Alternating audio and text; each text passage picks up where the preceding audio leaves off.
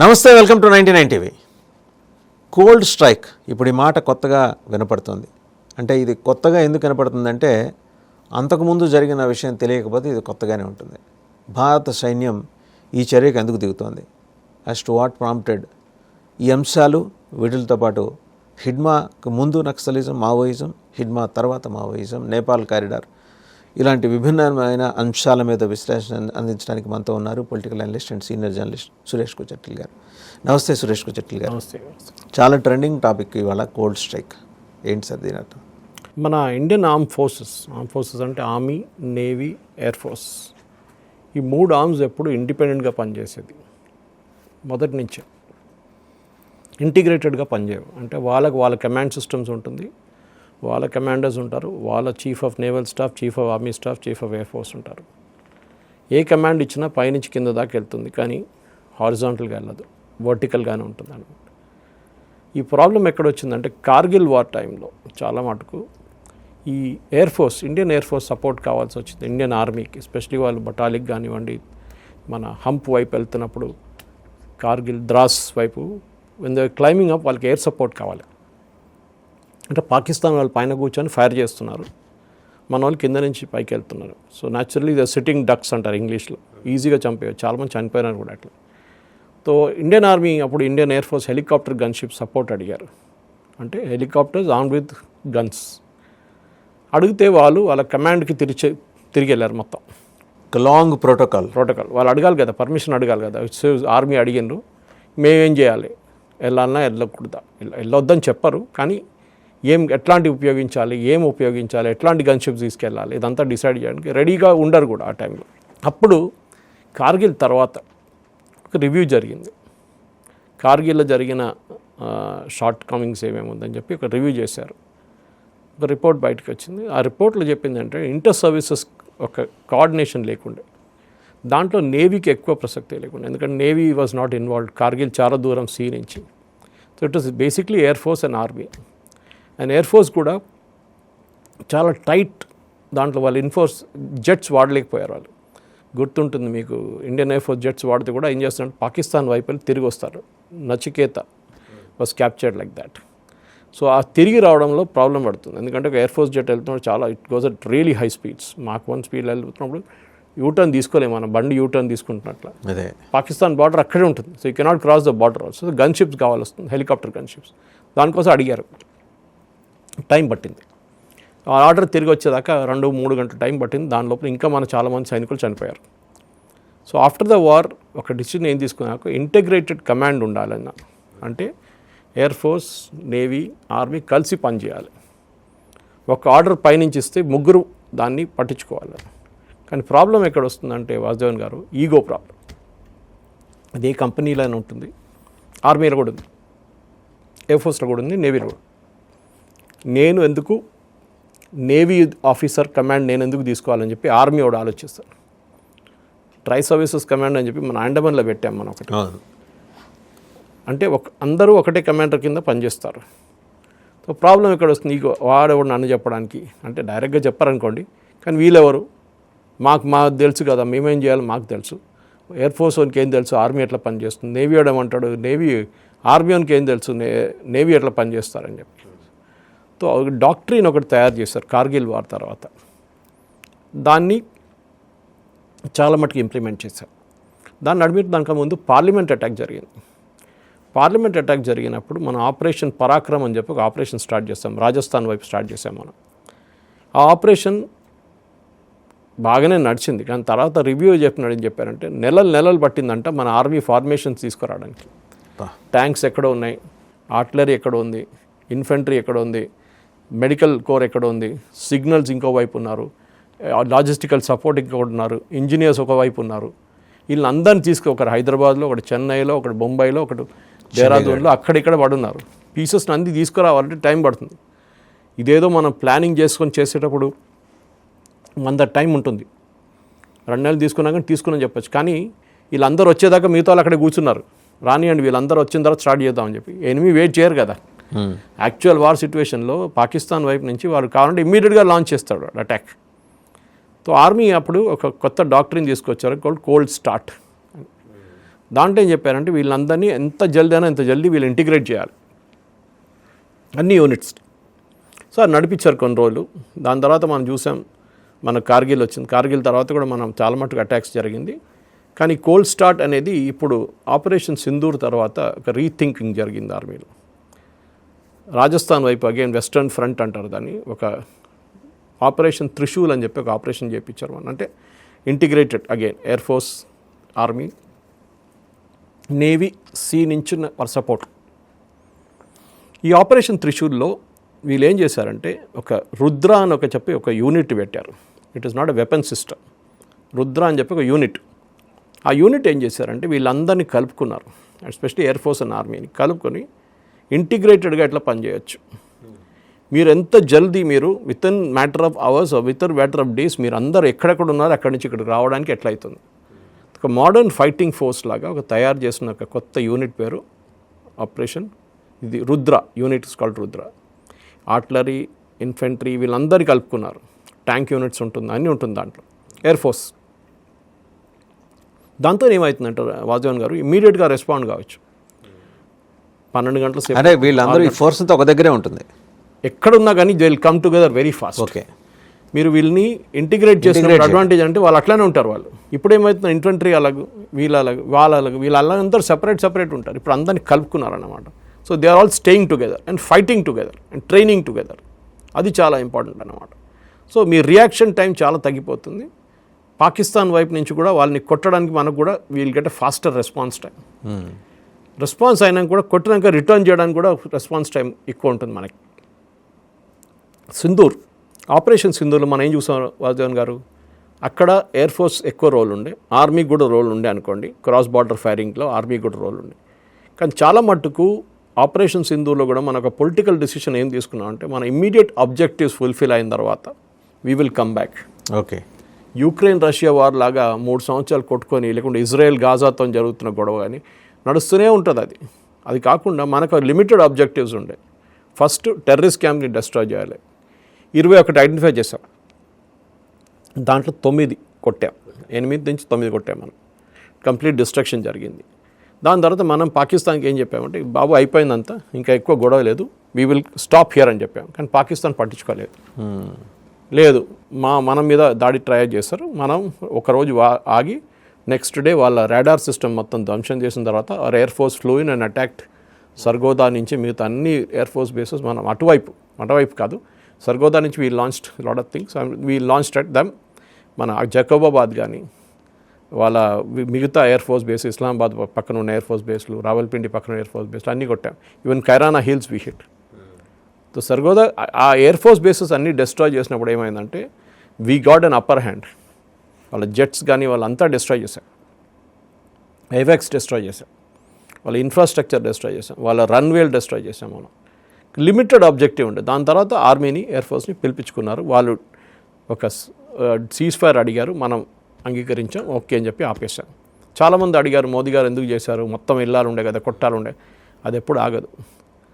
ఒక్క మనిషి కూడా చనిపోకుండా మనం చేసాం ఈ ఆపరేషన్ అంతా. 10-20 మంది చనిపోయితే సోల్జర్స్ కానీ ఎయిర్ ఫోర్స్ పైలట్స్ కానీ, అప్పుడు కథ మారిపోతుండే. అప్పుడు అందరూ మోదీ గారి మీద పడుతుండే, చూడండి ఎందుకు చేశారు యుద్ధం, చూడండి ఇంతమంది చనిపోయారు, కావాలన్నా ఇది అయిపోతుండే కదా, 3 రోజులు కొట్లాడితే అయిపోతుండే కదా అని చెప్పి అప్పుడు కథ మారి. అంటే ఇంకా ఏది వాళ్ళు ఏమంటారు, అభ్యుదయవాదులందరూ తెర మీదకి వచ్చేసారు, వచ్చి మాట్లాడటం మొదలెట్టారు. అవసరం ఆ యుద్ధం ఏంటని. అది కరెక్ట్. సో అది కూడా ఉంటుంది మన దగ్గర. హ్యూమన్ రైట్స్ వాళ్ళు చాలామంది ఉంటారు, పీస్ లవింగ్ పీపుల్ ఉంటారు. వాళ్ళు ఏమంటారు ఎందుకు ఇదంతా యుద్ధం అని. కానీ ఇప్పుడు ఈ డాక్ట్రిన్ తీసుకొచ్చేదాకా ఇప్పుడు ఏంటంటే ఒక కోల్డ్ స్ట్రైక్ డాక్ట్రిన్ తీసుకొచ్చారు. అంతకుముందు కోల్డ్ స్టార్ట్ కదండి, అది కోల్డ్ స్టార్ట్. అదేమవుతుందంటే మెల్లగా స్టార్ట్ చేద్దాం. ఇదేమో cold strike. We'll hit from the cold height and we'll hit the strike. Army doctrines మారుతూనే ఉంటుంది. మహాభారతం యుద్ధంలో లార్డ్ కృష్ణ అర్జునుడికి చెప్తుంది అదే కదా, డాక్ట్రిన్ చెప్తున్నారు. Reason why you should fight అంటున్నారు. ఎక్స్ప్లెనేషన్ అది ఉంటుంది అన్నమాట మొత్తం. సో ఇప్పుడైనా డాక్ట్రిన్, ఇప్పుడు కొత్త దాంట్లో మీరు యుక్రెయిన్ రష్యా వారు చూడండి వాజవాన్ గారు, 3 సంవత్సరాల కన్నా ఎక్కువైంది కదా, ఎక్కడ ఆగట్లేదు. టెక్నాలజీ మారిపోయింది. ఇనిషియల్ డేస్లో వాళ్ళు చాలా మటుకు గ్రౌండ్ ట్రూప్స్ వాడారు. నిన్న కూడా మళ్ళీ ఉక్రెయిన్ వాళ్ళు వెళ్ళి రష్యా మీద చేశారు కదా, వాళ్ళు డైరెక్ట్ ఆర్మీని యూజ్ చేయట్లేదు. అంటే నడుచుకుంటూ పోయి ఎవరు కొట్లాడలేదు. ఇక్కడ నుంచి మిసైల్ అక్కడ కొడుతున్నారు, అక్కడ నుంచి డ్రోన్స్ ఇక్కడ కొడుతున్నారు, ఇదే నడుస్తుంది. టెక్నాలజీ మారిపోయింది వార్ఫేర్లో.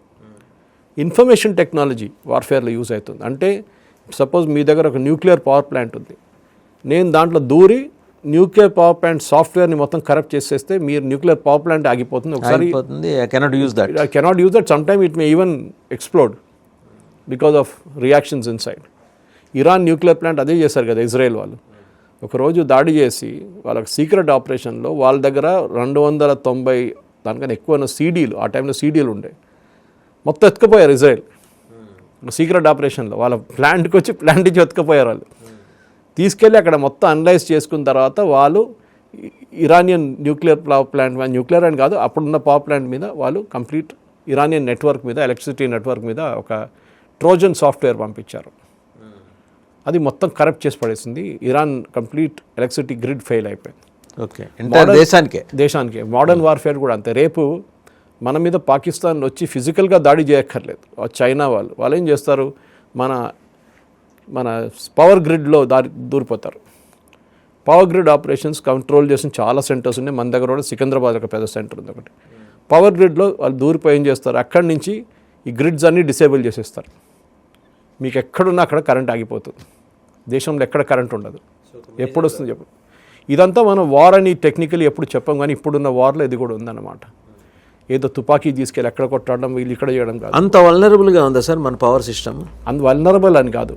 It depends on the kind of software and kind of మీరు ఎట్లాంటి సెక్యూరిటీ సిస్టమ్స్ యూజ్ చేస్తారు, యాంటీవైరస్ సిస్టమ్స్ ఎంత ఉంది, మీరు దాన్ని ఎంత ఓపెన్గా పెట్టుకుంటారు, క్లోజ్ సిస్టమ్గా పెట్టుకుంటారా, దానికి ఉన్న ఫైర్ వాల్స్ ఉందా లేదా, ఇదన్నీ ఉంటుంది దాని మీద. కానీ చాలా మటుకు మనం పట్టించుకోము ఇదంతా. Especially old systems, legacy systems. ఇప్పుడు కొత్త సిస్టమ్స్ అన్నీ ఉంటుంది, మనం కూడా ఫ్యాక్టర్ చేసుకున్నాం. ఇప్పుడు అంతా మన వైపు కూడా, ఇప్పుడు మొన్న కూడా చూసాం మనం ఆంధ్రప్రదేశ్ ఒక వెబ్సైట్, ఇక్కడ తెలంగాణ వెబ్సైట్ నుంచి కొట్టారు, పోలీస్ వెబ్సైట్ వచ్చి పీడిఎఫ్ ఫైల్స్ అని ఎత్తుకెళ్ళారంట. So it can happen any time. మనం చూసుకుంటాం జీమెయిల్ హ్యాక్ చేసి ఎంత 2 million accounts password user name తీసుకున్నారంట. Suppose to be secure, but జరుగుతుంది అది. సో మోడర్న్ వార్ఫేర్లో డ్రోన్స్ ఒకటి. రష్యా యుక్రెయిన్ వార్లో మనం చూసిన డ్రోన్స్ ఎంత వాడారని మనం కూడా వాడాం ఆపరేషన్స్. కానీ ఇక్కడి నుంచి అక్కడ ఒక సోల్జర్ని పంపించకుండా కూడా రష్యాది 6 మెయిన్ న్యూక్లియర్ బాంబర్స్ని, న్యూక్లియర్ ఎయిర్క్రాఫ్ట్ బాంబర్స్ని యుక్రెయిన్ డిస్ట్రాయ్ చేశారు. 4000 కిలోమీటర్ ట్రావెల్ చేసి వెళ్ళిన డ్రోన్లు 4000 వెళ్ళలేదు, 200-300 ట్రక్స్ పంపించారు. రష్యా లోపలికి సీక్రెట్గా ట్రక్స్ పంపించి ఎయిర్ ఫోర్స్ బేస్ పక్కన పార్క్ చేసుకొని రిమోట్లీ ఎక్కడి నుంచో వాళ్ళు ఒక రిమోట్ కంట్రోల్ సిస్టమ్తో ఆ రూఫ్ ఓపెన్ చేసి ట్రక్ది డ్రోన్స్ని కొట్టారు. 6 వెరీ కాస్ట్లీ న్యూక్లియర్ బాంబర్స్ని కొట్టారు వాళ్ళు. ఆలోచించండి ఇప్పుడు. అంటే మోడర్న్ వార్ఫేర్ మారిపోయింది, వందట్లాగా కాదు. So you have to change your doctrine also according to that. అంటే మీ థియరీ ఏంటి, మీరు ఎట్లా ఆపరేట్ చేస్తారో మీ డాక్ట్రిన్ మార్చాల్సి వస్తుంది. అదే ఇప్పుడు ఆపరేషన్ కోల్డ్ స్టార్ట్లో వచ్చింది అన్నమాట. సో ఇది ఫైనల్ అని చెప్పలేం, దీన్ని ఇంప్రూవ్ చేసుకుంటే ఉండాలన్నమాట. కానీ మీరు స్టార్ట్ నౌ అని చెప్పంగానే ఒక ఫార్మేషన్ని కంప్లీట్గా మీరు తీసుకొచ్చి కహోజివ్ యూనిట్గా చేసి పాకిస్తాన్ వైపు, చైనా వైపు అటాక్ చేయడానికి మీరు ఎంత రెడీ ఉన్నారు? ఇప్పుడు ఈ బ్రిగేడ్స్ 2 ఫామ్ చేశారు. ఒక బ్రిగేడ్లో 5000 నుంచి 6000 మంది ఉంటారు. 5000 నుంచి 6000 మందిలో 3 వింగ్స్ నుంచి ఉంటారు. Mostly army and air force. ఎందుకంటే లదాఖ్ వైపు, ఇప్పుడు మనం లదాఖ్ వైపు పెట్టాం, ఒకటి లదాఖ్లో పెట్టాం, ఇంకోటి సిక్కింలో ఉంది. And all this is public information. నేను ఆర్మీ వాళ్ళు చెప్పిన దాని స్టేట్మెంట్ ప్రకారం చెప్తున్నాను. ఎవరైనా మన ప్రేక్షకులు అడగొచ్చు, ఇదంతా సీక్రెట్ గారా, మీరు ఎందుకు చెప్తారు బయట? సీక్రెట్ కాదు ఇది. This is officially been published. 1 unit, 1 brigade in Sikkim, another brigade in Ladakh, బహుశా ఇంకొక బ్రిగేడ్ పాకిస్తాన్ వైపు ఉండొచ్చు, చెప్పట్లేదు. అరౌండ్ 5000 to 6000 ఒక బ్రిగేడ్ ఉంటుంది అనమాట. ఇప్పుడు బ్రిగేడ్ హెడ్ క్వార్టర్స్ ఉంటుంది దానికి. సో ఇంకా కూడా తయారు చేస్తారేమో తెలియదు. సీ బేస్డ్ ఉండొచ్చు. రేపు మనం గుజరాత్ వైపు వెళ్ళామంటే, కచ్ వైపు వెళ్ళామంటే, అటు కానీ విశాఖపట్నం వైపు వెళ్ళారంటే అక్కడ నేవీ కూడా ఉంటుంది. మీకు నేవీ చాలా మటుకు ఇంపార్టెంట్ ఉంటుంది. నేవల్ ఫోర్స్ ఎట్లా వాడుకుంటారు దాంట్లో, అక్కడ మీకు సబ్మెరీన్ హెల్ప్ కావాల్సి వస్తుంది. నేవీ వెస్ట్ కోస్ట్లో వాళ్ళ అవసరం, ఈవెన్ ఇటువైపు కూడా అరేబియన్ సీలో కూడా మీకు ఎయిర్క్రాఫ్ట్ క్యారియర్ కావాల్సి వస్తుంది, మీకు ఫ్రిగేట్స్ కావాల్సి వస్తుంది, అక్కడ నుంచి లాంచ్ చేసే మిసైల్స్ కావాల్సి వస్తుంది. అది బ్రహ్మోస్ మీరు గ్రౌండ్ బేస్డ్ ఉంటుందో సీ బేస్డ్ ఉంటుందో చెప్పలేము. ఇదంతా ఇంటిగ్రేట్ చేయాల్సి వస్తుంది. మొత్తం ప్లానింగ్ చేసి అన్నీ తీసుకొద్దాం మెల్లగా అని చెప్పంగానే ఒక సంవత్సరం పడుతుంది. 6 నెలలు పడుతుంది మినిమం. అది కాకుండా how fast you can integrate and readymade ఉంటే చాలా ఆల్రెడీ యాక్టివేటెడ్ అండి. ఇది ఆపరేషన్ త్రిశూల్ అని చెప్పి మన రాజస్థాన్ వైపు ఒక ఆపరేషన్ చేసిన తర్వాత దీన్ని టెస్ట్ చేసి చూశారు. ఎంతసేపట్లో వీ కెన్ కమ్ టుగెదర్, ఎంతసేపట్లో దే కెన్ అటాక్. ఒక డమ్మీ అటాక్ ఫోర్స్ పెట్టారు, డమ్మీ అటాక్ చేశారు, బాగానే పనిచేసింది. సో దే హ్యావ్ వ్యాలిడేటెడ్ అంటారు ఇంగ్లీష్లో, మనం వ్యాలిడేట్ చేసాం దాన్ని. కానీ ఇంకా ఇంప్రూవ్ చేయాల్సి వస్తుంది. నేను చెప్పినట్టు ఇప్పుడు ఇది army and air force mainly. నేవీని ఎట్లా వాడుకుంటారు? ఫర్ ఎగ్జాంపుల్ మీరు చెప్పినట్టు అరేబియన్ సీ కానీ, bay of Bengal, Indian ocean వైపున అక్కడ నేవీ చాలా మటుకు పనికి వస్తారు. అక్కడ దాన్ని ఎట్లా ఉపయోగిస్తారు? ఇండియన్ ఎయిర్క్రాఫ్ట్ క్యారియర్స్ ఉన్నారు మన దగ్గర, విక్రాంత్ ఉంది అక్కడ, విక్రమాదిత్య, దీన్ని ఇట్లా వాడుకుంటారు మనం. These all questions will come అనమాట. సో ఆర్మీ, ఏ ఆర్మీ అయినా కానీ, అది యుఎస్ ఉండొచ్చు, రష్యన్ ఆర్మీ ఉండొచ్చు, పాకిస్తాన్ ఉండొచ్చు, ఎవరైనా కానీ ఏ ఆర్మీ. పాకిస్తాన్ అడిషన్ తీసుకునే దాకా మనం ఎందుకు ఆగాం సార్ ఇన్నాళ్ళు? అది డిసిషన్ అని కాదు. మనం ఫర్ ఎగ్జాంపుల్ పాకిస్తాన్ మన వైపు ఒక ఆర్మీ యూనిట్ని లాహోర్ నుంచి పంపించారు మన వైపు. మనకు ఎంత టైం పడుతుంది రియాక్ట్ చేయడానికి? మన దగ్గర ఒక యూనిట్ ఉంటుంది ఎక్కడో బార్డర్లో, కానీ వాళ్ళు ఓన్లీ ఆర్మీ యూనిట్ ఉంటారు, అది ఓన్లీ ట్యాంక్ యూనిట్స్ ఉంటారు, లేకుంటే ఓన్లీ ఇన్ఫెంట్రీ యూనిట్స్ ఉంటారు. వాళ్ళు ఎట్లా రియాక్ట్ చేస్తారు? మనకు ట్యాంక్స్ కావాలి, ట్యాంక్ ఒక 30 ట్యాంకులు కావాలి. అక్కడ ఎక్కడ తెప్పిస్తారు ఆ 30 ట్యాంకులు? మనకు 30 బస్సులు, ఆర్టీసీ బస్సులు తీసుకురావాలంటే మనకు ఒక 2 గంటల 3 గంటల టైం పడుతుంది. ఇవి ట్యాంకులు తెప్పిస్తున్నారు. ఈ saw that during 26/11 in Mumbai. మనకు ఎంత టైం పట్టింది? నేషనల్ సెక్యూరిటీ గార్డ్ని మానేసార్ హర్యానా నుంచి ముంబైకి తీసుకురావడానికి మనకు 4 గంటల 5 గంటల సేపు పట్టింది. దాంట్లో శివరాజ్ పాట్లో 2 గంటల సేపు డిలే చేశారు. అది మనకు తెలిసిన స్టోరీ అది. కానీ ఇప్పుడు ఏం చేశారు? ఆఫ్టర్ 26/11 ప్రతి మెట్రోలో ఒక ఎన్ఎస్జీ యూనిట్ని పెట్టారు, black cat commando, national security guard. మన దగ్గర కూడా ఇబ్రాహీంపట్నం వైపు ఉంది, ముందు ఆర్మీ ఏరియాలో ఉండే ట్రిమల్గిరి దగ్గర. వాళ్ళు కంప్లీట్గా ట్రైన్ చేస్తూనే ఉంటారు సంవత్సరం అంతా, ఎవ్రీ డే. నేను చూశాను, వాళ్ళు లైవ్ ట్రైనింగ్ చూశాను నేను. వాళ్ళు ఏం చేస్తారంటే 2-3 సంవత్సరాలకి యంగ్స్టర్స్ ఉన్న వారిని ఆర్మీ, ఎయిర్ ఫోర్స్, నేవీ నుంచి తీసుకొచ్చి వాళ్ళని, ఈవెన్ పారామిలిటరీ ఫోర్స్ని తీసుకొచ్చి వాళ్ళని ట్రైన్ చేస్తారు. వాళ్ళని they act as black cat commando. దాని తర్వాత వాళ్ళు 3 years తర్వాత వాళ్ళు రిటర్న్ వాళ్ళ యూనిట్స్కి వెళ్ళిపోతారు, కొత్త టీం వస్తారు అక్కడ. సో ఫ్రెష్గా ఒక క్రాప్ ఎప్పుడు ఉంటుంది వాళ్ళ దగ్గర. యంగ్స్టర్స్ టైర్డ్ గారు, వాళ్ళు ఏమో ఇదే చేయాలన్నా, మళ్ళీ ఇంకా 6 సంవత్సరాలు ఇదే చేయాలని ఆలోచించారు అట్లా. సో ఇట్లాంటి మనకున్న స్ట్రైక్ ఫోర్సెస్ స్పెషలీ అట్లా చేసినప్పుడు ఆ బ్లాక్ క్యాట్ కమాండోస్ అందరూ ముంబై కానీ, చెన్నై కానీ, హైదరాబాద్ కానీ ఇట్లాంటి మేజర్ మెట్రోస్లో పెట్టారు. ఢిల్లీ కూడా ఆల్రెడీ ఉంది అక్కడ. సో దాంతో ఏమవుతుంది? మీ రియాక్షన్ టైం తగ్గిపోతుంది. రేపు మొన్న ముంబైలో ఒక ఇన్సిడెంట్ జరిగింది, మీరు చూసుంటారు. ఒక చాలా చిన్న పిల్లల్ని ఒక కాస్టింగ్ డైరెక్టర్ పిలిచి ఒక రూమ్లో తీసుకెళ్ళి కిడ్నాప్ చేశాడు. కిడ్నాప్ చేసి ర్యాన్సమ్, అది నేను చంపేస్తాను అది ఇది అంటే, అఫ్కోర్స్ ముంబై ఇమ్మీడియట్గా షూట్ చేశారు. అది ఎందుకంటే they had experienced it Mumbai.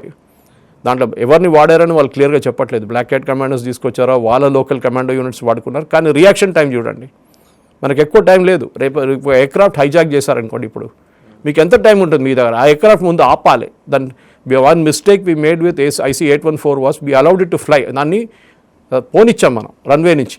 ఆ రన్వే మీద మీరు 2 బస్సులు తీసుకొచ్చి పెడితే ఆ టేక్ ఆఫ్ చేయడు. పైలట్ అంటాడు ఎయిర్క్రాఫ్ట్ పగిలిపోతుంది, అది మొత్తం ధ్వంసం అయిపోతుంది, మనం వీ కాంట్ టేక్ ఆఫ్ అని చెప్తే అక్కడే ఆపేస్తుండే. So we could handle at the primary source. అది అమృత్సర్ ఉండొచ్చు, ఎక్కడైనా ఉండొచ్చు. కానీ మనం చేయలేదు. అది దుబాయ్కి వెళ్ళింది, దుబాయ్ నుంచి పాకిస్తాన్కి వచ్చింది, పాకిస్తాన్ ఎందుకని చేయలేకపోయాం? ఆ టైంలో డిసిషన్ మేకింగ్ ఫాస్ట్గా లేకుండే. ఏమైపోతుందంటే దాంట్లో ప్యాసింజర్స్ ఉన్నారు. వాడు కావాలని చెప్పి వాడు పైలట్ తల మీద గన్ పెడితే పైలట్ ఫ్లై చేస్తాడు, వెళ్ళి బస్సులో ట్యాంకో ఏముంటే రన్వే మీద కొట్టేస్తాడు, మొత్తం అందరు చనిపోతారు. The government of India decision making time తీసుకున్నారు. కానీ ఇప్పుడు నేర్చుకున్నాం మనం చాలా మటుకు. ఒక అర్బన్ ఫినామినన్ జరిగినప్పుడు, అర్బన్ హైజాకింగ్ జరిగినప్పుడు, కశ్మీర్లో టెర్రర్ అటాక్ జరిగినప్పుడు, పాకిస్తాన్ వైపు నుంచి వచ్చే terror groups, regular army operations అన్నీ మనం we're ready for it now. ఇటువైపు చైనా, లద్దాఖ్ నుంచి కానీ, అరుణాచల్ ప్రదేశ్ వైపు నుంచి మనకు చైనా రెగ్యులర్గా మనం నీడ్లు చేస్తుంటారు. ఈవెన్ సిక్కిం వైపు కూడా. భూటాన్ ఆర్మీ అంతా మనమే చూసుకుంటాం. భూటాన్ దగ్గర రెగ్యులర్ ఆర్మీ చాలా చిన్న ఆర్మీ వాళ్ళ దగ్గర.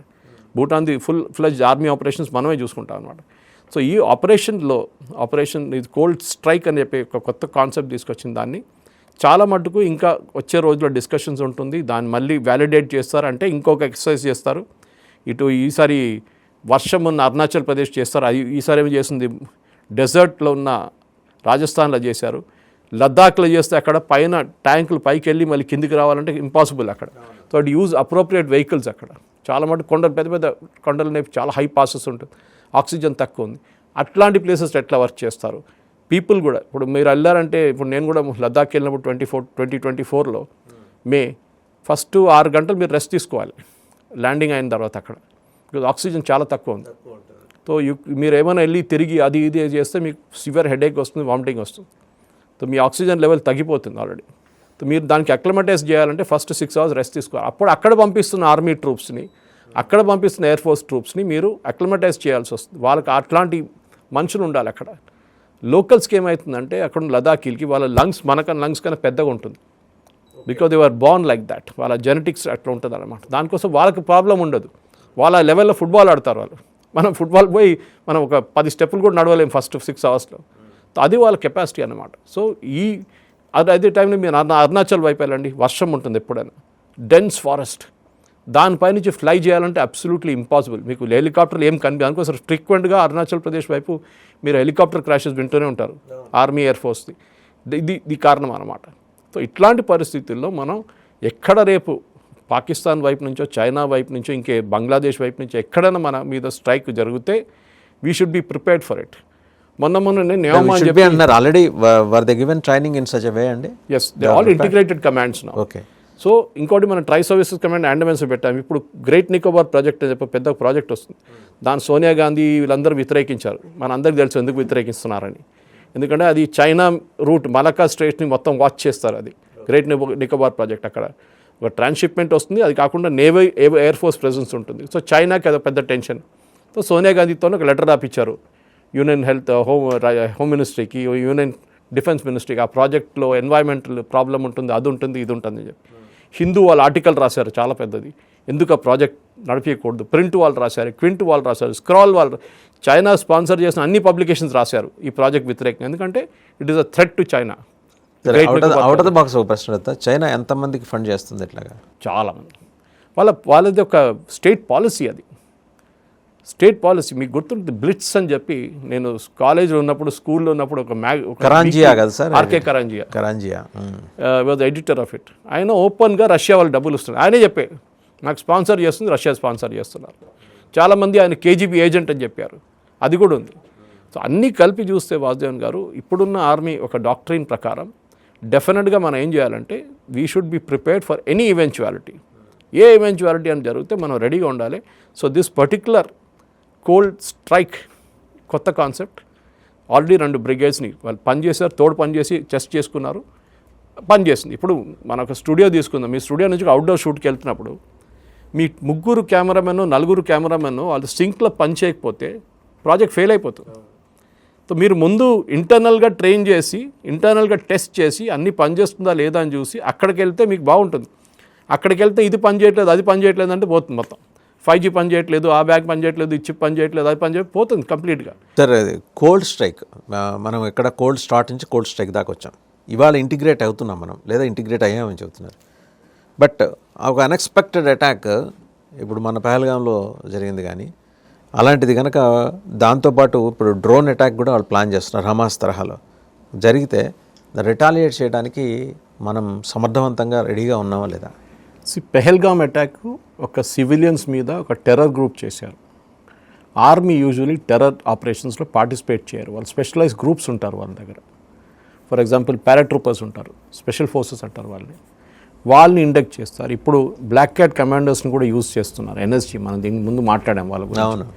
అది కాకుండా సిఆర్పిఎఫ్ వాళ్ళని ఇప్పుడు మన ఛత్తీస్గఢ్లో సిచ్యువేషన్ స్టెబిలైజ్ అయిపోయింది, చాలా మటుకు నెక్సల్ ప్రోన్ డిస్ట్రిక్ట్ తగ్గిందని చెప్పి అక్కడి నుంచి చాలామంది సిఆర్పిఎఫ్ ట్రూప్స్ని కాశ్మీర్ వైపు మలిపేశారు, విడ్రా చేసి అటు పంపిస్తున్నారు. సో ఆర్మీ పని చేపిస్తున్నారు. మనం ఎప్పుడు చెప్తాం చూడండి, ఆర్మీని 2-3 చోట్ల మనం వాడుకుంటాం. ఒకటి వార్లో, నెక్స్ట్ ఫ్లడ్స్ వస్తాయి, ఎర్త్క్వేక్ వస్తాయి, ఇట్లాంటి ప్లేస్ కూడా ఆర్మీని వాడుకుంటాం. కానీ ఇప్పుడు ఏం చేసాం మనం, ఎన్డీఆర్ఎఫ్ లాంటి ఒక ఫోర్స్ క్రియేట్ చేసాం, నేషనల్ డిజాస్టర్ రికవరీ ఫోర్స్. వాళ్ళని ట్రైనింగ్ ఇచ్చాం, స్పెషలైజ్ ట్రైనింగ్. బిల్డింగ్లు కొలాప్స్ అయితే దాని కింద మనుషులు ఉన్నారా లేదా, ఆ బిల్డింగ్ని లిఫ్ట్ చేయడం ఎట్లా, ఎవరికి ఏం కాకుండా, వరదలు వస్తే బోట్లు ఎట్లా వాడాలి, ఆ బోట్ మోటార్ డెప్త్ ఎంత ఉండాలి, ఎట్లా ఎవాక్యువేట్ చేయాలి, వాళ్ళకి training constant through out the year training ఇస్తున్నాం. ఇప్పుడు కూడా ఆంధ్ర వైపు సైక్లోన్ వస్తుందని మనకు 3-4 రోజులు ముందే తెలిసిపోతుంది. వీళ్ళని పంపిస్తారు, వీళ్ళు రెడీగా ఉంటారు అన్నీ తీసుకొని. ఆర్మీని వాడక్కర్లేదు, let army do their job. సరే ఎయిర్ ఫోర్స్ కావాల్సి వస్తుంది ఒకసారి, ఎందుకంటే మీరు ఎవాక్యువేట్ చేయాలంటే వాళ్ళని కావాల్సి వస్తుంది. అక్కడ కూడా టు లిమిటెడ్ ఎక్స్టెంట్, దాని తర్వాత వాళ్ళని అక్కడి నుంచి మార్పేసుకోవచ్చు. కానీ ఇప్పుడున్న దీని ప్రకారం మీరు అడిగిన కోల్డ్ స్ట్రైక్ ఆప్షన్లో ఒకటి నేను చెప్పాను ఇక్కడ మౌంటైన్ రేంజెస్లో టెస్ట్ చేయాల్సి వస్తుంది. ఇంకోటి సిటీస్లో టెస్ట్ చేయాల్సి వస్తుంది. రేపు సిటీ మీద ఒక అటాక్ జరిగితే, పఠాన్కోట్ మీద ఒక అటాక్ జరిగితే, కంటోన్మెంట్ యాక్చువల్లీ పాకిస్తాన్ వైపు నుంచి అటాక్ జరిగితే ఏం చేయాలి మనం? We should be ready with that. ఎందుకంటే మాకు సిటీ ట్రైనింగ్ లేదని చెప్పలేము. ఎందుకంటే సిటీలో చాలా డేంజర్. మీరు ఒక చిన్న మిస్ఫైరింగ్ అయితే కానీ సివిలియన్స్ మీద వెళ్ళి పడుతుంది మొత్తం అన్ని కలిపి. నెక్స్ట్ మీరు రివర్స్ నుంచి క్రాస్ చేయడానికి ట్రైనింగ్ ఉండాలి. ఈ యూనిట్స్ కన్సిస్టెంట్గా డిటాచ్ చేయడానికి ఫెసిలిటీ ఉండాలి మన దగ్గర. అదే కోల్డ్ స్ట్రైక్ ఫార్మేషన్లో చేస్తున్నారు. ఈ డాక్ట్రిన్ అంటే ఒక డాక్యుమెంట్ లాగా రాసి పెట్టారు. చేయాలంటే ప్రొసీజర్ 1, 2, 3, 4, 5, 6 ఇట్లా ఉండాలి. దాన్ని బట్టి ట్రూప్స్కి ట్రైనింగ్ ఇవ్వాలి. ప్రోటోకాల్స్ ఉంటాయి ప్రతి దానికి ట్రైనింగ్ ఇస్ వెరీ ఇంపార్టెంట్. మనం చూసే ఆపరేషన్ సింధూర్లో అన్నిటికంటే బాగా పెర్ఫామ్ చేసింది, అందరు బాగా పెర్ఫామ్ చేశారు వాళ్ళ రోల్స్లో. కానీ అగ్నివీర్స్ మనం ఎప్పుడు చెప్తాం చూడండి, వీళ్ళకి రాహుల్ గాంధీ చెప్తూనే ఉంటాడు వాళ్ళని అది లేదు, వాళ్ళకి ఏం రాదు, వాళ్ళని పోలీసు వాళ్ళ రేపు సెక్యూరిటీ గార్డ్ లాగా వాడుకుంటారు అది అని. అగ్నివీర్స్ యాంటీ ఎయిర్క్రాఫ్ట్ గన్స్ చాలా బాగా వాడారు. ఈ యాకెక్ గన్స్ అంటాం మనం దాన్ని. S-400 అంటే హై ఎండ్, అంటే పెద్ద పెద్ద ఎయిర్క్రాఫ్టో లేకుంటే మిసైల్స్ మన వైపు పెద్ద మిసైల్స్ అప్పుడు దానికి ఆపడానికి S-400 యూజ్ చేస్తారు. It's very expensive. ఒకడు యూజ్ చేస్తే $500,000 పోతాయి మన దగ్గర నుంచి కౌంటర్ మిసైల్ పంపించాలంటే. సో S-400ని అట్లాంటి అటాక్ ఉంటేనే వీళ్ళు యూజ్ చేస్తారు పెద్దది. చిన్న చిన్న మిసైల్స్ వస్తుంది, డ్రోన్స్ వస్తుందంటే S-400 వాడకూడదు దానికి. ఇట్స్ షియర్ వేస్ట్ ఆఫ్ డబ్బులు, మనీ. సో ఏం చేస్తారు దానికి ఉన్న చిన్న చిన్న మిసైల్స్ ఉంటాయి, ఆకాష్ లాంటి మిసైల్స్ యూజ్ చేస్తారు. లాస్ట్లో యాంటీ ఎయిర్క్రాఫ్ట్ గన్స్ ఉంటుంది. అది బ్రిటిష్ టైం నుంచి మన సెకండ్ వరల్డ్ వార్ నుంచి యూజ్ చేస్తున్నాం. అది ఇప్పుడు కూడా చాలా మటుకు ఎయిర్ ఫోర్స్ వాళ్ళు యూజ్ చేస్తారు. అది చిన్న యూనిట్స్ ఉంటుంది, దాంట్లో కూర్చొని మీరు చూసుంటారు, ఇట్లా కూర్చొని తిప్పుకుంటే కొడతారే పోతారు. దాన్ని ఇంప్రూవైజ్ చేశారు, రాడార్ పెట్టారు, దాంట్లో మంచి ఏవియానిక్స్ పెట్టారు, దాని తర్వాత ఫైరింగ్ కెపాసిటీ పెంచారు. దాన్ని అగ్నివీర్స్కి ట్రైనింగ్ ఇచ్చారు. కన్సిస్టెంట్గా ట్రైనింగ్ ఇచ్చి ఆ అగ్నివీర్స్ వాడిన యాంటీ ఎయిర్క్రాఫ్ట్ గన్ చాలా మటుకు మనం పాకిస్తాన్ వైపు నుంచి వచ్చిన డ్రోన్స్ని కొట్టిపడేశారు వాళ్ళు. మనం రాత్రిపూట చూస్తున్నాం టీవీలో, ఆ రోజు గుర్తుంటుంది, ఇక్కడి నుంచి ఒక డ్రోన్ ఇట్లా వస్తుంది, ఇక్కడి నుంచి ఒక మిసైల్ ఇట్లా పోతుంది, రెండు కలిసి ఎక్స్ప్లోడ్ అయిపోతుంది. దీస్ ఆర్ చాలా ఎసెన్షియల్ ట్రైనింగ్ అనమాట. కానీ మన దగ్గర ప్రాబ్లం ఎక్కడ వచ్చిందో, మన దగ్గర లెగసీ ఆర్మీ ఫార్మేషన్ ఉండే ముందు. ఏఓసీ వాడు ఏఓసీ పనే చేస్తాడు, ఈఎంఈ వాడు ఈఎంఈ పనే చేస్తాడు, డాక్టర్ ఆర్మ్ ఫోర్సెస్ మెడికల్ వాళ్ళు మెడికల్ పని చేస్తారు. కరెక్టే, వాళ్ళ పని వాళ్ళే చేయాలి, కానీ ఇంటిగ్రేట్ చేయలేదు. ఇప్పుడు ఒక ఆర్మీ యూనిట్తో ఒక మెడికల్ యూనిట్ ఉండాలి కంపల్సరీగా. ఎవరికి ఎప్పుడు గాయాలు తగ్గితే చెప్పలేము మనం. ఎప్పుడు వార్ అవుతుందో, ఎన్ని మందిని ఎవాక్యువేట్ చేస్తారు, దానికి బ్లడ్, దానికి కొన్ని ఆపరేషన్ థియేటర్ అన్నీ వాళ్ళ దగ్గర ఉంటుంది మొబైల్గా. అది వాడుకొని వస్తే they have all be attach together అన్నమాట. కానీ వీళ్ళందరూ ఉండే ఒక్కొక్క చోట్ల ఉంటారు. ఒక వార్ స్టార్ట్ అవుతుందని మనకి ఇంకొక 6 నెలలు ఉంటే మనం ఇదంతా ప్రిపేర్ చేసుకో. ఫర్ ఎగ్జాంపుల్ 71 వార్లో శామ్ మనెక్షా గారు ఇందిరాగాంధీ ఫస్ట్ టైం అన్నారు ఇమ్మీడియట్గా బంగ్లాదేశ్ మీద అటాక్ చేయమన్నారు. అప్పుడు బంగ్లాదేశ్ కాదు, ఈస్ట్ పాకిస్తాన్. శామ్ మనెక్షా ఏమన్నారు, కాదు madam, we cannot do it, కావాలంటే నా రాజీనామా తీసుకోండి అని చెప్పి ఆయన రాసి ఇచ్చేశారు, చీఫ్ ఆఫ్ ఆర్మీ. ఎందుకంటే ఆ టైంలో ఒకటి వర్షం, మాన్సూన్ సీజన్ స్టార్ట్ అవుతుంది అని చెప్పారు కూడా, ఎక్స్ప్లెయిన్ చేయాలి. మన ట్యాంకులు అక్కడ అడ్వాన్స్ చేయలేరు. సెకండ్, ఆర్మీ ఫార్మేషన్స్ అందరినీ తీసుకురావాలన్న టుగెదర్, వాళ్ళకి ట్రైనింగ్ ఇవ్వాల్సి వస్తుంది. తర్వాత ఎందుకంటే వాళ్ళకి అన్ఫెమిలియర్ కంట్రీకి వెళ్తున్నారు, బంగ్లాదేశ్, ఈస్ట్ పాకిస్తాన్, వాళ్ళకి తెలియదు అక్కడ ఏముంది అనేది.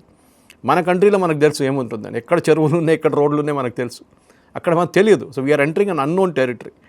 ట్రైనింగ్ ఉండాలి, వీళ్ళ ఫార్మేషన్స్ని గ్యాదర్ చేయాలి, వాళ్ళని ఎక్విప్ చేయాలి. ఇదంతా చేయాలని నాకు 6 నెలలు టైం పడుతుంది మేడం, ఇవ్వాల్సిందని చెప్పారు. Last Indira Gandhi agreed, and with in matter of 14 days or 15 days బాగా మొత్తం పాకిస్తాన్ ఆర్మీని కొట్టి కంప్లీట్ చేసి we occupied Dhaka, and Pakistan army surrender చేశారు. సో ఆర్మీకి ప్రిపరేషన్ టైం కావాల్సి వస్తుంది చాలా మటుకు. ఆర్మీ అని కాదు, ఆర్మ్ ఫోర్సెస్. కానీ మన దగ్గర ఇప్పుడు ప్రిపరేషన్కి టైం లేదు. ఎప్పుడు ఎవడు కొడతాడో దాన్ని రిటర్న్ కొట్టడానికి రెడీగా ఉండాలి మనం. ఆ టైంలో ఎక్కడరా బాబు ఇంజనీర్స్ వాళ్ళు, ఎక్కడ వాళ్ళు. ఇప్పుడు ఫర్ ఎగ్జాంపుల్ ఇంటెలిజెన్స్ వాళ్ళు ఉంటారు, ప్రతి యూనిట్తో బ్రిగేడ్తో ఇంటెలిజెన్స్ వాళ్ళు ఉంటారు. వాళ్ళే లోకల్గా ఇంటెలిజెన్స్ అక్కడేముంది ఇక్కడేముంది అని కనుక్కుంటారు, వాళ్ళ పని అది. At the same time for example cyber warfare, దీని గురించి మనం మాట్లాడాం, న్యూక్లియర్ పవర్ ప్లాంట్స్. దీని వీళ్ళు ఇప్పుడు డ్రోన్ వార్ఫేర్ ఉంటుంది, డ్రోన్ వార్ఫేర్లో వీళ్ళు కావాలని చెప్పి దాంట్లో కూడా దే విల్ యూజ్ లేజర్స్ వాడి లోడ్ని కొట్టుపడేస్తారు కిందకి. ఇజ్రాయెల్ వాడుతున్నారు ఇప్పుడు. So this is very important. ఆ ట్రైనింగ్ వాళ్ళకి ఇవ్వాల్సింది కంపల్సరీగా. ఎందుకంటే ఇప్పుడు వార్ నార్మల్ కన్వెన్షనల్ వార్ నుంచి టెక్నాలజీ వార్గా మారిపోయింది. దానికోసం అగ్నివీర్ స్కీమ్ తీసుకొచ్చారు. ఎందుకంటే వరల్డ్ వైడ్ ఆర్మీని యంగ్గా ఉంచుకుంటున్నారు.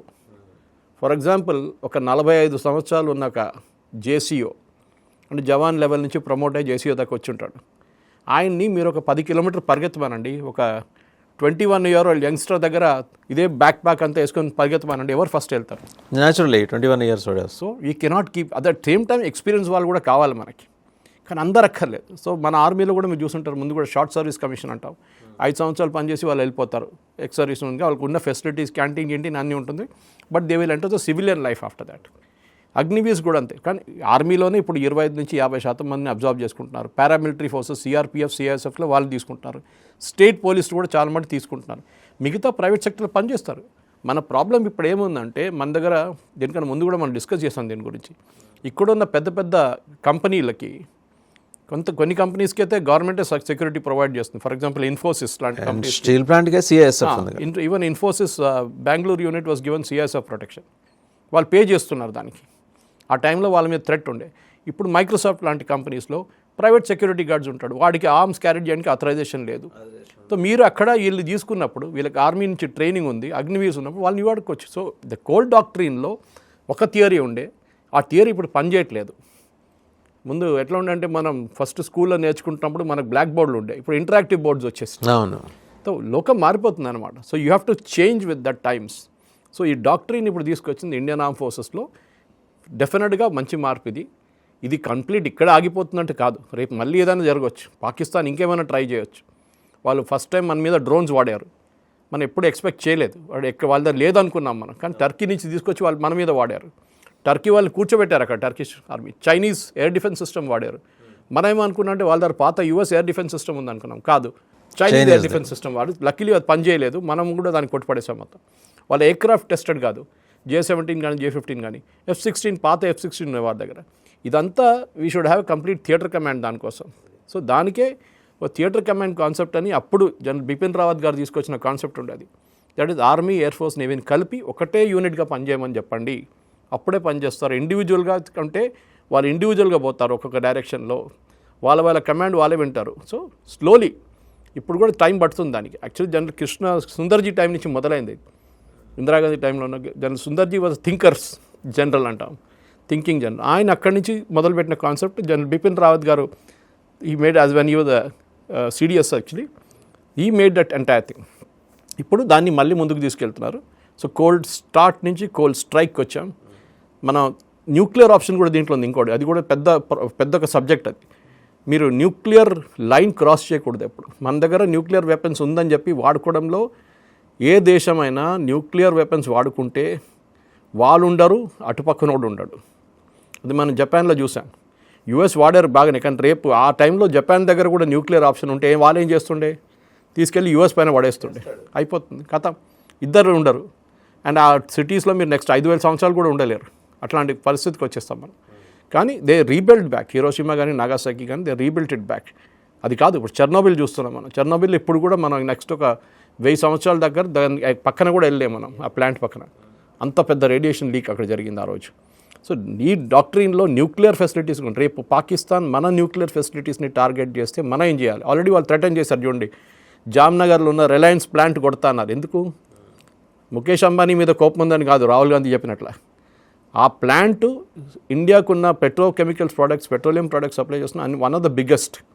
వాళ్ళని కొట్టే అనుకోండి, మనం మొత్తం పెట్రోల్ సప్లై, డీజిల్ సప్లై ఆగిపోతుంది చాలా మటుకు. అట్లీస్ట్ వెస్టర్న్ నుంచి సెంట్రల్ ఏరియా దాకా, సెంట్రల్ ఇండియాకి మొత్తం క్రాష్ అయిపోతుంది మన ఎకానమీ అంతా. ఫ్యాక్టరీ లాగిపోతుంది, బస్సులు నడో ఏం నడు. So this is urban warfare, rural warfare, అన్ని వార్ఫేర్ దీంట్లో వస్తుందన్నమాట. So we have to factor every fact. దాంట్లోనే ఈ డాక్టరీని టెస్ట్ చేశారు. ఈ చెప్పినట్లు ఆపరేషన్ పరాక్రమ్ నుంచి ఆపరేషన్ త్రిశూల్ దాకా వచ్చినప్పుడు, ఈయన ఆపరేషన్ త్రిశూల్ ఇప్పుడు దాన్ని టెస్ట్ చేశారు. అండ్ రుద్ర అనే ఒక కాన్సెప్ట్, యూనిట్ పేరు రుద్ర, దాన్ని వాడుకుంటారు వాళ్ళు. They creating more Rudra units. వాళ్ళు దాన్ని బట్టి ఏ ఏరియాలో పనిచేస్తారో అక్కడ ఉన్న దాని కాన్సెప్ట్ పెట్టి పనిచేస్తారు వాళ్ళు. సిక్కిం వైపు నేను చెప్పినట్టు ఒక వైపు లద్దాఖ్ వైపు, బహుశా ఇంకోటి పాకిస్తాన్ వైపు ఉండొచ్చు, 100% ఉంటుంది. అది ఎక్కడ ఉందో మనకు తెలియదు, చెప్పరు కూడా, మనం కూడా చెప్పకూడదు. అది రైట్. ఇది అయిపోయింది సార్. ఎలాగో మనం దీంట్లో కోల్డ్ స్ట్రైక్లో మనం వీఆర్ మూవింగ్ అహెడ్ కాబట్టి ఒకసారి హిడ్మా దగ్గరికి వద్దాం. హిడ్మా అంటే మావోయిస్ట్ పార్టీకి ఆయన గెరిల్లా వార్ఫేర్ దాన్ని వాల్యుయేషన్ తీసుకొచ్చాడు. అంతకుముందు లేదని కాదు, ఇతను అందులో ఎక్స్పర్టైజ్ అతనికి ఉండటం ఒకటి. రెండోది ఛాలెంజెస్ మీద ఛాలెంజెస్ తీసుకుంటా పోయాడు అతను. చివరిలో నేను సరెండర్ అవుతాను అని ఇండికేషన్ పంపించిన తర్వాత అతను హీ వాజ్ ఎన్కౌంటర్డ్. దాంట్లో పోయాడు అతను. ఈరోజు మనం ఒక్కసారి సార్ నేపాల్ కారిడార్ అనుకున్నాం కదా, నేపాల్ కారిడార్ దండకారిన అది అంతా తీసుకొచ్చి ఆంధ్రప్రదేశ్ దగ్గర ఎండ్ అవుతుంది. పశుపతి నుంచి తిరుపతి దాకా వాళ్ళు ఇచ్చారు, they gave a slogan also. ఇప్పుడు అది ఏ పతి దగ్గర ఆగిపోయింది? అది పశుపతిలో ఒక్కరే కూర్చున్నారు ఇప్పుడు అక్కడ నేపాల్లో. గణపతి ఆయన ఒక్కడే ఉన్నారు అక్కడ. ఇప్పుడు ఎక్కడ ఉన్నారో తెలియదు, కానీ ఈజ్ ఇన్ నేపాల్. రామకృష్ణ గారు లేరు, ఆయన పోయారు. ఈ సీనియర్ లీడర్ అందరికి ఏదోదో ప్రాబ్లం ఉన్నాయి. న్యాచురల్లీ ఒక 60, 65, 70 కాగానే ఈవెన్ ఇతను కూడా డయాబెటిక్ అయ్యట. హెల్త్ ప్రాబ్లం అందరికీ ఉంటుంది. హెల్త్ ప్రాబ్లం లేని ఎవరు ఉండరు. వాళ్ళు ఏం చేస్తారు, హెల్త్ ప్రాబ్లం ఉంటే మీరు డాక్టర్ దగ్గర వెళ్ళాలి, లేకుంటే ఒక హాస్పిటల్కి వెళ్ళాలి. పోలీసు వాళ్ళు నిఘా ఉంటుంది అక్కడ. ఇక్కడ నెక్స్ట్ లైట్ డాక్టర్ అక్కడ పోతున్నాడు అంటే వాని మీద మొత్తం పెట్టేస్తారు, వాడిని మీరు ట్రాకింగ్ పెట్టేస్తారు. వీడు ఎవరినో ట్రీట్ చేయడానికి వెళ్తున్నారు. సో వారు ఏం చేస్తారు, లోకల్ని ఆర్ఎంపీలు పట్టుకుంటారు. మన పల్లెటూరులో ఉన్నారు చూడండి, వాడు ఏదో గోళీలు ఇస్తాడు, అది తినేస్తారు, అది ఇంకా కాంప్లికేషన్స్ అవుతుంది. ఇది ప్రాబ్లం. సో ఒకవైపు అట్లున్నప్పుడు కూడా హిద్మా స్టోరీ ఇంకో స్టోరీ. యాక్చువల్లీ దీనికన్నా ముందు ఈ నక్సల్ లీడర్షిప్ మొత్తం ఉమ్మడి Andhra Pradesh, now Telangana and Andhra Pradesh, to large extent Telangana లీడర్లు అందరూ ఇక్కడి నుంచి వచ్చారు. గణపతి కానివ్వండి, మిగతా లీడర్స్ అందరూ they were all Osmania, Kakatiya, REC Warangal, now NIT Warangal, వీళ్ళందరూ ఇంజనీర్స్ అక్కడి నుంచి, ఎడ్యుకేటెడ్ పీపుల్. కాకుండా కొంతమంది అన్ఎడ్యుకేటెడ్గా ఉన్నారు. ఇప్పుడు కొండపల్లి సీతారామయ్య అని చెప్పని మరి అంత ఎడ్యుకేషన్ అని చెప్పలేము, ఆయనకు ఉన్న ఎడ్యుకేషన్ ఆయనకు ఉందన్నమాట. కానీ ఆయన ఇంకొక కాన్సెప్ట్ తీసుకొచ్చారు, దాన్ని మర్జ్ చేశారు తర్వాత పీపుల్స్ వార్ గ్రూప్ తీసుకొచ్చి. కానీ ఇప్పుడు జరిగిన దాంట్లో ఏం జరిగిందంటే ఈ తెలంగాణ లీడర్స్ డామినెన్స్ ఇది చాలా మట్టుకు ఇక్కడ బీహార్లో ఉన్న క్యాడర్స్ కానీ, జార్ఖండ్లో ఉన్న క్యాడర్స్ కానీ, ఈవెన్ ఛత్తీస్గఢ్లో ఉన్న గద్రిచౌలిలో ఉన్న క్యాడర్స్ కానీ వ్యతిరేకించారు. వీళ్ళ డామినెన్స్ టోటల్ ఉంటుంది. మనమే తెలుగు వాళ్ళు నడిపిస్తాం ఇదంతా నెక్స్ట్ సైడ్ వీడవడు. సో కింద స్థాయి నుంచి వచ్చి 17 సంవత్సరాల్లో నెక్స్ట్ రైట్ మూమెంట్లో జాయిన్ చేసిన ఒక చిన్న అబ్బాయి పేరు హిడ్మా, మాధవి హిడ్మా. అప్పుడు జూనియర్ లెవెల్ ఫుట్ సోల్జర్గా పనిచేస్తారు వీళ్ళు. అక్కడి నుంచి ఎన్కౌంటర్లో ఎస్పెషలీ కిల్లింగ్స్లో ఎక్స్పర్టైజ్ చూపించిన తర్వాత ఈయన ప్రమోషన్ ఇచ్చుకుంటూ పోతే platoon commander. Short span he rose to the level of 50 సంవత్సరాలని became CC member, central committee member అయ్యాడు. దాని ముందు ప్లటూన్ కమాండర్ అంతా ఉన్నాడు. సో ఆయన ఆ రైజ్ కూడా కొంతమందికి నచ్చలేదు అనుకుంటా. అది పక్కన పెడితే సార్, రైజ్ పక్కన పెడితే థియరటికల్ నాలెడ్జ్ అయితే అతనికి లేదు అని చెప్పేసి ఆ పార్టీ మాజీ సభ్యులు ఆరోపిస్తున్నారు. థియరటికల్ నాలెడ్జ్ కన్నా ఎక్కువ ప్రాక్టికల్ నాలెడ్జ్ కావాలి. ఆలిపిరిలో చంద్రబాబు నాయుడు గారి మీద చేసిన అటాక్ సక్సీడ్ ఎందుకు కాలేదంటే, ఒకటి వాళ్ళ లక్, చంద్రబాబు నాయుడు గారి లక్ ఆ రోజు జరిగింది. సెకండ్, దాంట్లో ప్లానింగ్ బాగాలేకుంటే, ప్లానింగ్ కరెక్ట్గా చేయలేదు. వాళ్ళు ఎక్స్పెక్ట్ చేసిన డ్యామేజ్ జరగలేదు. చంద్రబాబు నాయుడు గారి కారు ఆ డ్యామేజ్ మొత్తం తీసుకుంది, కంప్లీట్ అబ్జర్వ్ చేసుకుంది. అది బాంబ్ ప్రూఫ్ కారు. కానీ అన్నిటికంటే ఇంపార్టెంట్ ఏంటంటే హిద్మా రోల్, ఆయన మీద ₹1 కోటి అంతా ఉండే ఆల్మోస్ట్ కంబైన్డ్ బౌంటీ ఆయన తల మీద. 62 మంది 64 మంది సిఆర్పిఎఫ్ సోల్జర్స్ని దాంతేవాళ్ళని చంపినప్పుడు ఆ టైం మనం జేఎన్యూలో పండుగ చేసుకున్నారు, మీకు గుర్తుంటుంది. జేఎన్యూలో ఢిల్లీలో వీళ్ళే నక్సలైట్ అర్బన్ నక్సలైట్స్ అక్కడ సెలబ్రేట్ చేసుకున్నారు. ఇక్కడ దంతవాదులు మన సిఆర్పిఎఫ్ జవాన్లు చెప్పారు. అది ఫస్ట్ హిద్మా ఆపరేషన్, పెద్ద ఆపరేషన్. దాని అడ్మిట్లోనే మన కాంగ్రెస్ లీడర్ని చంపారు, 20 మందిని ఒక కాన్వాయ్లో అంబుష్ చేసి చంపిన మంచి హిద్మా అగైన్. దాని తర్వాత లాస్ట్ 2021లో మేజర్ అటాక్, మైనర్ అటాక్స్ చాలా జరిగింది అనుకోండి. ఆల్మోస్ట్ ఐ థింక్ ఆయన పేరు మీద ఒక 25-26 అటాక్స్, 100 కేసెస్ ఉన్నాయి. Separate cases, separate attacks, separate. Last 2021లో మళ్ళీ సుక్మాలో జరిగిన అటాక్లో 21 మంది జవాన్లు చనిపోతే ఆ రోజు అమిత్ షా గారు ఒక డిసిషన్ తీసుకున్నారు, వీళ్ళని ఏడిసే ప్రసక్తే లేదు, వీళ్ళని ఫినిష్ చేసేయాలి. కానీ ఎట్లా చేస్తారు అది? ఇప్పుడు మీరు వీరప్పన్ టెరిటరీలు ఎట్లా కొట్టారంటే, Veerappan is not a naxalite. ఆయన ఒక బౌంటీ హంటర్, ఎలిఫెంట్ టస్క్లు తీసుకోవడం అది ఇది అని చెప్పేసి ట్రైనింగ్ ఎక్కువ వేయలేదు అక్కడ, లక్ ఆయనకు ఎక్కువ ఉండే. వాళ్ళు విజయ్ కుమార్ని వాడుకొని ఆయన వాడుకొని ఫినిష్ చేసేసారు ఆయన్ని, వీరప్పన్ని. ఇక్కడ ఏం చేశారంటే తెలంగాణ, ఛత్తీస్గఢ్ అండ్ మహారాష్ట్ర వైపు కొంత మటుకు తెలంగాణ వైపు కూడా యంగ్ ఐపీఎస్ ఆఫీసర్స్ని తీసుకున్నారు వాసుదేవన్ గారు. ఇప్పుడు ఈ చేస్తున్న ఆపరేషన్లో మీరు చూస్తారు అందరు యంగ్ ఐపీఎస్ ఆఫీసర్. నిన్న ప్రెస్ కాన్ఫరెన్స్ అడ్రస్ చేసిన మహేష్ కుమార్ లడ్డా గారికి, is an experienced IPS officer, కానీ ఆయన ఆధ్వర్యంలో జరిగిందని చెప్పారు, ఇంటెలిజెన్స్ చీఫ్. ఎందుకంటే చాలా మటుకు మీరు చెప్పినట్లు రూమర్స్ ఏంటంటే సరెండర్ చేయడానికి వచ్చారు, వీళ్ళు ముందే పట్టుకున్నాడు, దాని తర్వాత ఎన్కౌంటర్ చేసేసారు. కానీ మనకు అందరికి తెలిసిందే, ఇక్కడ దిశ ఎన్కౌంటర్ జరిగినప్పుడే అందరికీ తెలుసు అది ఫాల్స్ ఎన్కౌంటర్, ఫేక్ ఎన్కౌంటర్ అని. ఎందుకంటే వీళ్ళని కోర్టులో, అదైతే సివిలియన్ ఏరియాలో జరిగింది, అడవిలో జరిగిన ఒక ఎన్కౌంటర్కి సిఆర్పిఎఫ్ జవాన్స్ని చంపారని చెప్పి మీరు ఏ కోర్టులో తీసుకెళ్ళి మీరు ప్రాసిక్యూట్ చేస్తారు? ఎవరు ఉంటారు? విట్నెస్ లేరు, ఎవరు లేరు. కాంగ్రెస్ లీడర్ని చంపారని చెప్పి మళ్ళీ మీరు ఏం చేస్తారు? మధ్యప్రదేశ్లో మళ్ళీ మీరు చేస్తారా? ఎక్కడ ఏ కోర్టుకి తీసుకెళ్తారు? ఎవడొస్తాడు ఎవిడెన్స్ ఇవ్వడానికి? వీళ్ళందరికీ తెలుసు, పోలీసు వాళ్ళకి తెలుసు, మేము నెక్సలైట్ చేతిలో దొరికిపోతే మమ్మల్ని చంపేస్తారు. నెక్సలైట్కి తెలుసు వాళ్ళ చేతిలో మేము దొరికితే మమ్మల్ని కూడా ఖతం చేసేస్తారు. ఇప్పుడు ఏం చేస్తున్నారంటే వీళ్ళు లోవర్ కార్డర్లో ఉన్న వాళ్ళని అందరినీ సరెండర్ చేపిస్తున్నారు. మీరు చూసుంటారు, ఇదే నిన్న ఎన్కౌంటర్ జరిగి గంట సేపట్లోనే 2 గంటల సేపట్లో విజయవాడలో ఒక 35-40 మంది లొంగిపోయారు. ఎట్లా? అండ్ సేమ్ ప్లటూన్ కమాండర్ ఉండే ఈయన. వెపన్స్ అంతా కూడా సీజ్ చేశారు కదండి. అది ఒక సెంట్రల్ కమిటీ మెంబర్ పోతున్నాడు, ఆయన చుట్టుపక్కన మినిమం ఒక 150 మంది ఉంటారు. 3 రింగ్స్ ఉంటారు. ఒక్కొక్క రింగ్కి 2-3 కిలోమీటర్ డిస్టెన్స్ ఉంటుంది. ఆ 2-3 కిలోమీటర్ క్రాస్ చేస్తే మీరు నెక్స్ట్ రింగ్ దగ్గరికి వెళ్తారు. నిన్న ఈయన చంపినప్పుడు ఎన్కౌంటర్ జరిగిన 4 ఉన్నారు తోడు, ఆయన భార్య ఉన్నారు, ఇంకా 4 ఉన్నారు. అది ఎప్పుడు జరగదు. Anyway that's a different story. కానీ హిద్మాది పోలీసు వాళ్ళకి ఒక కోపం ఉండే, మా సోల్జర్స్ని చంపారు 60 మంది, అక్కడ దంతేవాడలో సుక్మాలో మళ్ళీ 21. వీడిని ఫినిష్ చేయాల్సింది. వీడు ఎక్కడ దొరుకుతాయి? ఎందుకంటే ఇక్కడ మొన్న గద్ది చోళ్ళుడు జరిగిన సరెండర్లు చూసాం అంతా. అక్కడ మల్లోజీ వేణుగోపాల్ వాళ్ళు సరెండర్ చేసిన ఏం ప్రాబ్లం లేకుండా, ఎందుకంటే వాళ్ళు ఒక ఏం చెప్తారు, ఇంటలెక్చువల్ నక్సలైట్స్ వాళ్ళందరూ. సరే ఎక్కడ చిన్న ఆపరేషన్లో పార్టిసిపేట్ చేసి ఉంటారు, కానీ ఇంటలెక్చువల్. ఇంకోటి ఏం జరిగిందండి వాజేవన్, అన్నిటికంటే ఇంపార్టెంట్, ఇది రూట్ ఆఫ్ ద ప్రాబ్లం ఏంటి మీకు? అది హిద్మా కానీ ఎవరైనా కానివ్వండి, నక్సలైట్ మూమెంట్లో వాళ్ళు ఎందుకు పైకి వచ్చారంటే, ఇప్పుడు నేను కూడా చదివినప్పుడు ఉస్మానియా యూనివర్సిటీ నాకు తెలుసు, అప్పుడు పీడిఎస్యూ కానీ ఆర్ఎస్యూ కానీ వీళ్ళు పైచే ఉండే అప్పుడు ఉస్మానియాలో. ఏబీవీపీ ఎక్కడ లేకుండా ఆ టైంలో. రామచంద్రరావు గారు ఇప్పుడున్న బీజేపీ స్టేట్ ప్రెసిడెంట్, మా railway degree college ABVP president ఉండే ఆ టైంలో. కానీ వాళ్ళు భయపడుతుండే, వాళ్ళు ఆయన మీద కూడా కాల్పు జరిపారు ఉస్మానియాలో హిల్టన్ కెఫే దగ్గర. సో అట్లాంటి టైంలో ఆ టైంలో ఉన్న స్టూడెంట్ లీడర్స్ కూడా భయపడుతుండే, ఆర్ఎస్యూ పీడిఎస్యూ అనగానే. దాని ఉస్మానియా యూనివర్సిటీ లోపల పోలీస్ స్టేషన్ లేకుండా ఆ టైంలో, ఇప్పుడు కార్నర్లో ఆర్ట్స్ కాలేజ్ పక్కన తీసుకొచ్చి పెట్టారు. భయపడుతుండే పోలీసు వాళ్ళు కూడా ఉస్మానియా లోపల ఎలా అంటే. ఇప్పుడు పరిస్థితి లేదు అట్లా. అక్కడ పీడిఎస్ ఎక్కడ కనిపించట్లేదు, ఆర్ఎస్యూ ఎక్కడ కనిపించట్లేదు. రైతు కూలీ సంఘం అదేదో వాళ్ళకి చాలా ఉండే బాడీస్, అట్లాంటిది యూనియన్స్ ఉండే, ఫార్మర్ అసోసియేషన్స్ అన్నీ ఉండే, కానీ ఫ్రంట్గా యాక్ట్ చేస్తారు వాళ్ళందరూ. ఇప్పుడు ప్రాబ్లం ఎక్కడ వచ్చిందంటే ఈ ఫుడ్ సోల్జర్స్ అంటారు చూడండి, మనం వీళ్ళని చదువుకున్న వాళ్ళని తీసుకొచ్చి ఏం చెప్తారు, చూడరా జమీందారు చూడు, వాడికి 200 ఎకర్లు ఉన్నాయి, 300 ఎకర్లు ఉన్నాయి, 400 ఎకర్లు, నీకేముందిరా అని చెప్తారు. మీ నాన్నగారికి 10 ఎకర్లు కూడా లేదరా అంటారు. ఏం చేసుకుంటాము ఆ చూడు అంటే లాస్ట్ అని బ్రెయిన్ వాష్ చేసి నక్సల్ మూమెంట్లో తీసుకొచ్చేస్తారు. అది తుపాకీ పట్టుకుంటారు. ఇప్పుడేం జరుగుతుందండి, ఇప్పుడున్న ఎడ్యుకేటెడ్ యంగ్స్టర్స్ ఎవరు రావట్లేదు ఈ మూమెంట్కి. మీరు చూడండి లాస్ట్ 10-15 సంవత్సరాల్లో వీళ్ళ కొత్త క్యాంపస్ నుంచి అసలు రిక్రూట్మెంట్ ఎందుకని అంటారు సార్? వాళ్ళకు ఉద్యోగం కావాలి, ఎవడు అడిగి ఉంటాడు, ఎవడు 12 కిలోమీటర్లు నడుస్తాడు డైలీ, ఎవడు చెరువు నుంచి నీళ్ళు తాగుతాను, నేను మినరల్ వాటర్ బాటిల్ నుంచి తాగుతానంటాడు. నాకు రాత్రి పడుకోవడానికి మంచి బెడ్ కావాలి, ఏసీ కావాలి, ఏసీలో పడుకుంటా అంటాడు. నాకు పని చేయడానికి ఒక ఏసీ క్యాబిన్ కావాలి, ఒక ల్యాప్టాప్ కావాలంటాడు. ఇదంతా మీకు అడవిలో ఎక్కడ ఉంటుంది?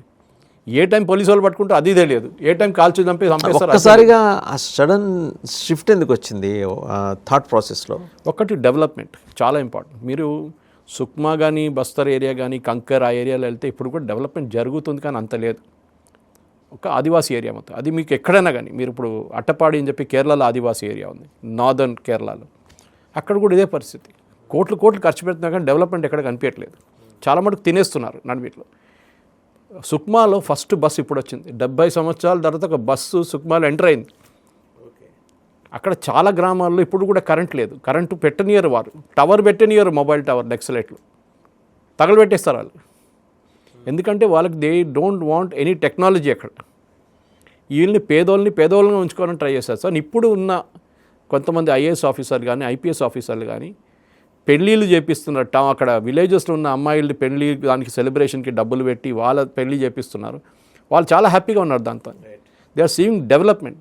మీకు నక్సలిజం ఎక్కడి నుంచి పుట్టిందంటే డెవలప్మెంట్ లేదు, దాన్ని వీళ్ళు ఎక్స్ప్లాయిట్ చేసుకున్నారు. ఈ అన్నలు వచ్చి మేము చూడండి గవర్నమెంట్ ఏం చేయట్లేదు, అది చేయట్లేదు, మళ్ళీ మైనింగ్ కాంట్రాక్టర్స్ దగ్గర నుంచి డబ్బులు గుంజుకొని వీళ్ళకి రాబిన్హుడ్ ఫిలాసఫీ ఫాలో చేస్తారు వీళ్ళు.